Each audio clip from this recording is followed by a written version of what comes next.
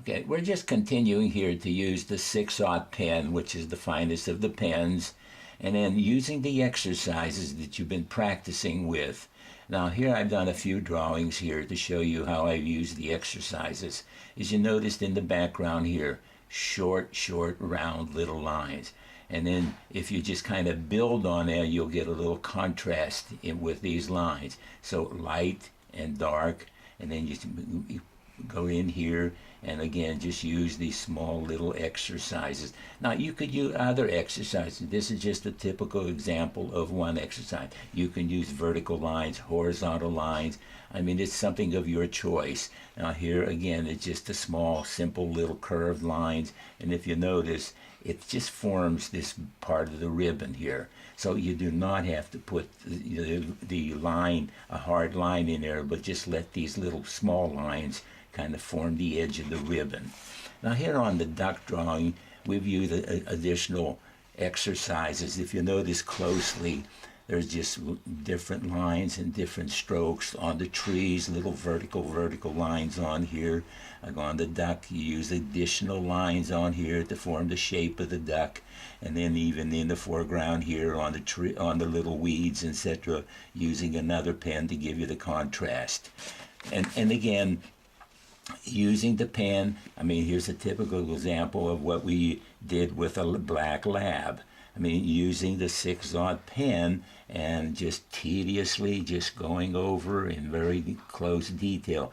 And this is something you have to take your time in and just work at it very closely. You could add additional lines to here using additional nibs. But again, just reference the printed and the illustrated things that are available here, and that'll always give you the idea.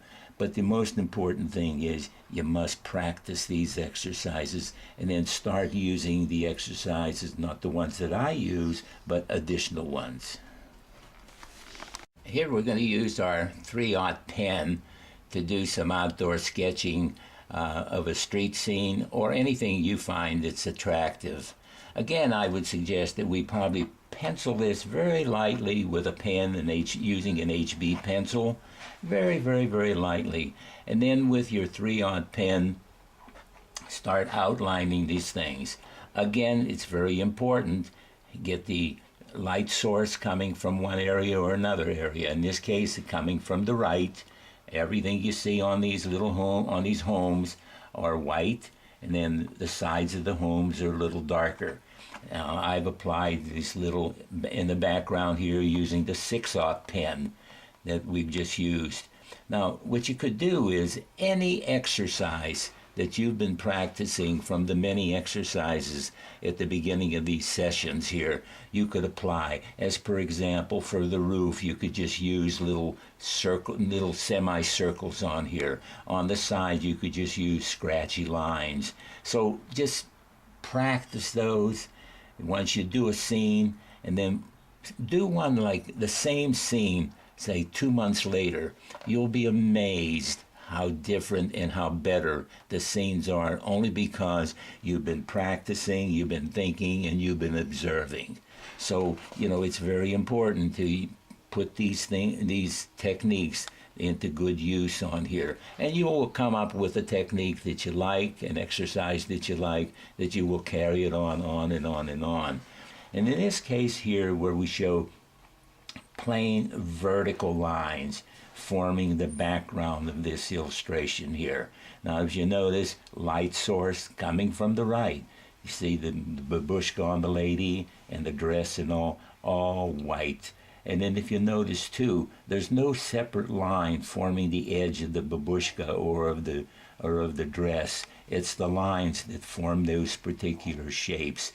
In this particular case, this is almost like black and white, where most of the contrast areas are solid black, mixed with just a few little lines. But again, you can use any interpretation of the techniques that you like on here. And then again, black and white on here just to show contrast on here.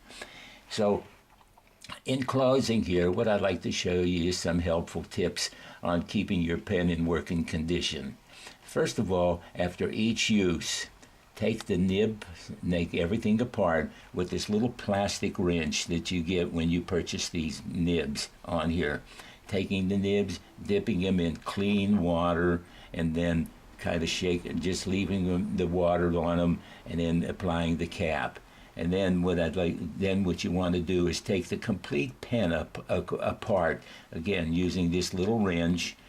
Put each part in some clean water, add about 6 tablespoons of ammonia, and let it set overnight. And you'll be amazed how clean the pens come. And then when you want to use the pens, take them out of the water, rinse them in just kind of lukewarm water, and then just clean them off with a little Kleenex, very, very delicately. But when you clean them off, just go away from the pen's nib like that, down here. And in closing, I mean, most of the drawings are all in sepia tone, and I buy either the Higgins ink or the Winsor Newton ink, and you'll get the best results. Thanks. You know, adding another pen to the work here, and what we're doing is adding what we call a 6/0 pen. This is a pen that has a blue tip and a blue around the barrel, and it's the finest of the 7-pen set.